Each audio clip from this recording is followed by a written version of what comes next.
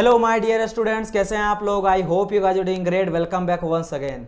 सो guys, मैं आज आप लोग के लिए लाया हूं जॉब अपडेट। यूपी के तरफ से आ रहा है एक रिक्रूटमेंट, बहुत बड़ा है, 2000 के आसपास का पोस्ट है और इसमें आप डिप्लोमा और डिग्री दोनों ही बच्चा इसके लिए अप्लीकेबल है। और मैं आप लोग को ये बताना चाहता हूं कि आज से आप लोग को रेगुलर बेसिस पे जॉब अपडेट का वीडियो मिलेगा। इंडिया के किसी भी कोना से अगर जॉब अपडेट कोई आता है तो मैं आप लोग के लिए वीडियो लाऊंगा। तो चैनल को पहले सब्सक्राइब कर लीजिए, बेल आइकन को प्रेस कर लीजिए ताकि कोई भी जॉब अपडेट आपसे छूटे ना।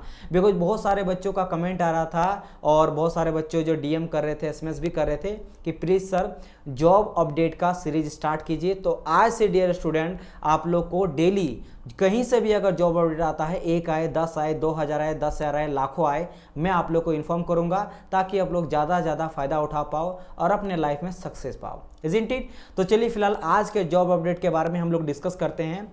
ये आपके यूपी के तरफ से जॉब अपडेट आ रहा है, डिपार्टमेंट ऑफ पंचायत राज से आ रहा है। पंचायत राज में एज ए जेई आप बन सकते हो और यहाँ पे आप एलिजिबल डिप्लोमा और डिग्री दोनों ही कैंडिडेट हो। सबसे पहले मैं आप लोग को ये बताता हूँ, जैसे मैंने कहा नंबर ऑफ पोस्ट का अगर मैं बात करूँ तो बहुत अच्छा है, 1875 आपका पोस्ट दिया गया है। ठीक है, तो ये काफ़ी बड़ा पोस्ट है। सबसे इंपॉर्टेंट फैक्टर के बारे में यहाँ पे बताऊंगा, कुछ बहुत इंपॉर्टेंट चीज़ है, मैं आप लोग को सारा चीज़ बताऊंगा। कब से फॉर्म को आप फिलअप कर सकते हो, लास्ट डेट क्या दिया गया है, सिलेक्शन क्राइटेरिया क्या है, नंबर ऑफ क्वेश्चन कितना पूछा जाता है, फी क्या लगेगा, सभी चीज़ों के बारे में बताऊंगा। तो सबसे पहले तो मैं आपको ये बताता हूँ कि ये जो आपका जॉब है वो आपका कॉन्ट्रैक्ट बेसिस पे है। समझ आ रहा है मेरी बात की नहीं? अगर मैं एलिजिबल का बात करूँ, एलिजिबिलिटी, तो आप चाहे डिप्लोमा किए हो या फिर आप बीटेक किए हो, दोनों ही अप्लाई कर सकते हो। बट सबसे इंपॉर्टेंट चीज़ है, और ये आपका ऑल इंडिया जॉब है। ठीक है, ऑल इंडिया जॉब मतलब इंडिया के किसी भी कोने से अगर आप बिलोंग करते हो तो you can apply this job. Isn't it? Important क्या है कि सर ये मेरा परमानेंट जॉब नहीं है, ये आपका कॉन्ट्रैक्ट बेसिस पे है, लेकिन हाँ बहुत ही अच्छा जॉब है और आपको जो सैलरी भी मिलेगा वो काफ़ी अच्छा मिलेगा। 3 ईयर तक का पहले आपको रखा जाएगा, एक्सटेंड करके और 2 साल बढ़ाया जा सकता है और बढ़ाया ही जाएगा, तो लगभग 5 ईयर तो पक्का श्योर है कि आपको ये कॉन्ट्रैक्ट बेसिस पे जॉब मिलेगा, अच्छा पेमेंट भी मिलेगा ना। बात करते हैं किसके लिए है सर, डिप्लोमा और बीटेक अगर बात करेंगे तो सिविल के लिए है। ये ओनली सिविल वाले स्टूडेंट को, सिविल वाले स्टूडेंट ही अप्लाई कर सकते हैं। अगर आप मैकेनिकल, इलेक्ट्रिकल फिर किसी अदर ब्रांच से है तो आपके लिए ये जॉब नहीं है। तो सिविल वाले बच्चों के लिए काफ़ी अच्छा पोस्ट है। अभी के टाइम पे देखो, अगर आप परमानेंट भले ना मिल रहा है, आपको प्राइवेट ही मिल रहा है, ठीक है, कॉन्ट्रैक्ट बेसिस पे मिल रहा है, 5 ईयर बहुत बड़ा होता है। अगर कहीं आप कर रहे हो तो आप जाओ और उस जॉब को अप्लाई करो और अपने लाइफ में तब तक स्टेबिलिटी तो बन ही जाएगा। उसके अलावा आप प्रिपरेशन कर सकते हो जॉब वगैरह का। खैर, मैं ज़्यादा आप लोग को लेक्चर ना देते हुए थोड़ा मैं आप लोग को इसके बारे में डिटेल वाइज बताता हूँ, 1 बाय 1 करके। तो सबसे पहले हम लोग ये बताते हैं आपको कि एज आप जेई जाइएगा यहाँ पे, है ना, यूपी पंचायत में आपको जेई बनिएगा। एलिजिबल क्राइटेरिया 1 बाय 1 करके सबसे पहले डिस्कस करते हैं एलिजिबल क्राइटेरिया। तो जैसे मैंने आपको कहा कि सिविल वाला बच्चा जो है, सिविल जो बच्चा सिविल किया है या फिर आर्किटेक्ट किया है, ठीक है, या फिर कंसल्ट इंजीनियर किया है, तो ये सभी जो है कंसल्टिंग इंजीनियर, ये सभी जो है पंचायत राज में एज ए जेई बन सकते हो आप। समझ आए कि नहीं? चलिए, एलिजिबली समझ गए। बीटेक और डिप्लोमा दोनों ही बच्चा जो है इसमें आप अप्लाई कर सकते हो। देन और मैं डिटेल वाइज यहाँ पे बताता हूँ आप लोग को, A to Z में आप लोग को शॉर्ट में बता दिया, बट यहाँ पे थोड़ा डिटेल वाइज में आप लोग को बताता हूँ। स्कोप एंड वर्क डिस्क्रिप्शन, तो जैसे मैंने सिंपल आप लोग को कहा, आप लोग को काम क्या रहेगा, स्ट्रक्चर वगैरह को डिजाइन करना, ठीक है, और जो भी वर्क रहता है, ड्राइंग वगैरह रहता है, इन सभी चीज़ों जो सिविल इंजीनियर का काम रहता है वही से भी आपको करना है। प्लानिंग करना है, स्पेसिफिकेशन करना है, इसके अलावा आपको इंस्पेक्शन करना है, एवोल्यूशन करना वर्क का, ये सब आपको काम यहाँ पे दिया जाएगा। बात समझ में आया कि नहीं? अगर मैं बात करूँ नंबर ऑफ कैंडिडेट टू भी, कितना नंबर ऑफ कैंडिडेट का रिक्वायरमेंट है, मतलब नंबर ऑफ पोस्ट का सिंपली कहा जाए, तो आप यहाँ पे देख सकते हो 1875, मतलब 1875 पोस्ट पे जो है ये रिक्रूटमेंट निकला है। और एज ए जूनियर इंजीनियर के पोस्ट पे एज ए समझ लो कि जेई पोस्ट में ही आप यहाँ पे जाओगे। चलिए, ये चीज़ समझ में आ गया होगा। नाउ अगर मैं बात करता हूँ नेक्स्ट पेज में, देखते हैं क्या चीज़ दिया गया, हर चीज़ देख लो। फ़ी की अगर मैं बात करता हूँ, देखो अगर मैं यहाँ पे फ़ी का बात करता हूँ तो फ़ी के बारे में ऐसा कुछ दिया नहीं गया है, फ़ी के बारे में ज़्यादा जो है कंसिडर नहीं किया गया है। बट माय डियर स्टूडेंट, एक चीज़ यहाँ पे कहा गया है कि आपको यहाँ पे जो है लगभग, अगर मैं बात करता हूँ फ़ी के बारे में नहीं, मैं आपको और एक चीज़ बताऊँगा, अभी आप देख लो, है ना।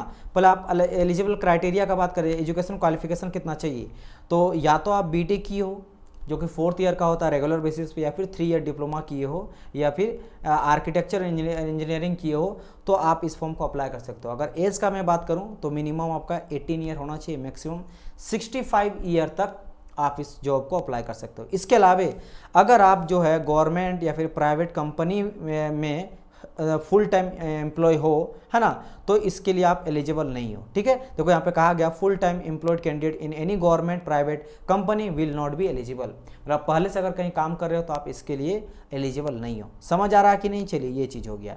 ठीक है, ओके।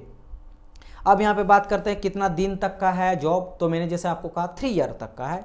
यहाँ पे मैं आपको पहले पढ़ लिया था, इसलिए मैं आपको शॉर्टकट बता, 3 ईयर तक का आपको मिलेगा, बट ये एक्सटेंड और 2 साल और हो सकता है, मतलब 3 और 2 5 साल तक का आपको यहाँ पे कॉन्ट्रैक्ट बेसिस पे जो है वो काम मिलने वाला है। समझ आए कि नहीं? चलिए अब मैं यहाँ पे बात करता हूँ नेक्स्ट पेज में और क्या क्या है। इंपॉर्टेंट डेट, सर कब से फॉर्म को मैं अप्लाई कर सकता हूँ? तो डियर 1 जून से। मैं आज जो वीडियो बना रहा हूँ ये आपका 30 मई है। ठीक है, यानी कि ये 31वां महीना है, तो आप एक दिन बाद यानी परसों से इस फॉर्म को फिलअप कर सकते हो। 1 जून से स्टार्ट होगा और आपका लास्ट डेट है आपका 15 जून।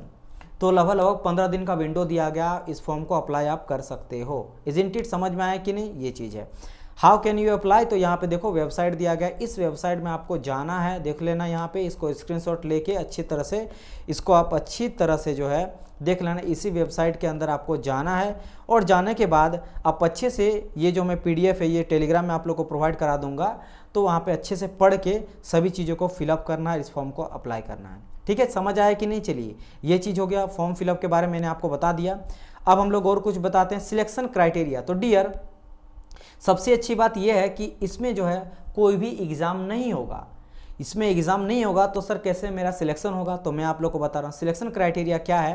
क्राइटेरिया पहला ये है कि अगर आप जैसे बीटेक के हो सिविल इंजीनियरिंग से, या फिर बैचलर ऑफ इंजीनियरिंग के हो सिविल इंजीनियरिंग से, फिर BR के, फिर डिप्लोमा के हो सिविल से किसी, तो आपको क्या होगा, जितना भी आप परसेंटेज लाए हो उस बेसिस पे यहाँ पे आपका सिलेक्शन होने वाला है। जैसे अगर आप अप टू 40% लाए हो तो आपको 0 मार्क्स मिलेगा, मतलब 40% तक कोई मार्क नहीं मिलने वाला। लेकिन अगर 41 से लेकर 81 परसेंटाइल तक लाए हो आप डिप्लोमा या डिग्री में तो आपको 40 नंबर मिलेगा। और अगर आप 81 से 100% तक लाए हो उसके बीच में तो आपको फिर भी 40 नंबर ही मिलेगा, मतलब मैक्सिमम जो है वो 40 नंबर दिया गया। चलिए ये चीज़ हो गया पहला क्राइटेरिया। सेकंड क्राइटेरिया क्या है कि जैसे अगर आप डिग्री होल्डर हो यानी बीटेक वगैरह किए हो, जैसे जो भी दिया गया है, जैसे बीटेक सिविल इंजीनियरिंग से फिर BR तो 20 मार्क्स मिलेगा। लेकिन अगर आप डिप्लोमा किए हो तो 10 मार्क्स मिलेगा। मतलब डिप्लोमा या डिग्री से जो परसेंटाइल है उससे अलग मार्क मिलेगा, और डिप्लोमा या डिग्री की हो उससे भी अलग परसेंटेज आपको, मतलब अलग मार्क्स मिलेगा। बीटेक की हो, डिग्री की हो तो आपको और ज़्यादा मार्क्स मिलेगा। ठीक है, देन थर्ड क्राइटेरिया इन लोगों का क्या है, वर्क एक्सपीरियंस। मतलब अगर आप कहीं पे एक्सपीरियंस किए हो, कहीं पे काम किए हो, जैसे अगर आप अप टू 1 ईयर या फिर 1 ईयर से कम है तो आपको 0 मार्क्स मिलेगा। लेकिन 1 ईयर से ज़्यादा है या 2 ईयर से कम है, 1 से 2 के बीच में है तो 10 मार्क्स। अगर 2 से 3 साल के बीच में एक्सपीरियंस है आपका है तो 20 मार्क्स, और अगर 3 साल से ज़्यादा एक्सपीरियंस है तो आपको मिलेगा 30 मार्क्स। इस बेसिस पे आपको यहाँ जॉब मिलने वाला है। तो ये बहुत अच्छा चांस है, जो बच्चा प्राइवेट सेक्टर में कहीं जॉब करता है 1-2 साल कर लिया तो आप देखो आपको तब भी फ़ायदा मिलता है। इसीलिए मैं हमेशा कहता हूँ कि कोई बच्चा अगर प्रिपरेशन कर रहा है जॉब का और फिर भी कहीं वर्क कर रहा है तो कहीं ना कहीं आप लोग को बेनिफिट हो जाता है, और ये देखो बहुत अच्छा आप लोग के लिए चांस है। फोर्थ क्राइटेरिया क्या है, जैसे कुछ आपके पास अगर सर्टिफिकेट है, जैसे NCC सर्टिफिकेट है तो 5 मार्क्स मिलेगा, स्काउट गाइड सर्टिफिकेट है तो आपको 3 मार्क्स मिलेगा, स्पोर्ट सर्टिफिकेट है फिर भी उसी में आ जाएगा। इसके अलावा देखो यहाँ पे कुछ और सर्टिफिकेट यहाँ पे मांगा गया है, जो यहाँ पे देख सकते हो O level from NIE LIT computer course से रिलेटेड है, तो ये सभी अगर चीज़ है तो 5 मार्क्स मिलेगा। तो इन सभी चीज़ों को मिला के ये आपका 100 मार्क्स का होने वाला है।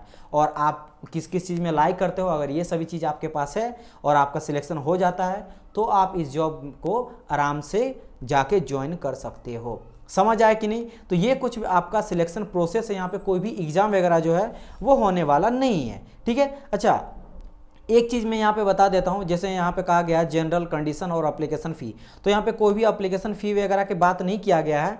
बात क्या कहा गया है वो मैं आप लोग को दिखा देता हूँ। ठीक है, यहाँ पे मैं दिखा देता हूँ, नहीं तो मैं आप लोग को बता देता हूँ लगभग। हाँ यहाँ पे देखिए ये काफ़ी इंपॉर्टेंट है। सिलेक्टेड, अब देखो कब किया गया, अब यहाँ पे बहुत सारा लड़का देख के बोला गया सर ये तो नहीं हो पाएगा मेरे से, पहले देख लो।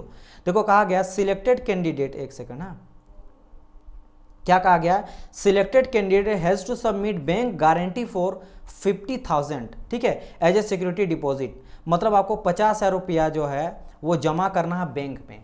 आपको जो है ये लेगी नहीं, आपको अपने ही बैंक में जमा करना है सिक्योरिटी डिपॉजिट। ये 6 मंथ तक जमा करना है, इसके बाद अगर आप इसको निकाल लोगे तो कोई दिक्कत नहीं है। लेकिन इतना पैसा सिंपल समझ लो कि ये इतना पैसा अपना बैंक में रखना आपको है, ये लेगी नहीं आपसे, आपको रखना है। क्यों? सिक्योरिटी डिपॉजिट पे। मेरा बात समझो, आज जेई जाइए वहाँ पे काम कीजिए, क्या पता 2 महीना आधा काम के बाद आप छोड़ के आ जाओ तो वहाँ पे जो लाखों करोड़ों का वर्क चल रहा तो वो थोड़ा सा पेंडिंग पड़ सकता है, रुक सकता है। तो that is why security deposit के बेसिस पे आपको 6 मंथ तक ये जो है वो रखेगी। आफ्टर 6 मंथ के बाद जो है आप उस पैसा को निकाल लो, कोई इसको फर्क नहीं पड़ेगा।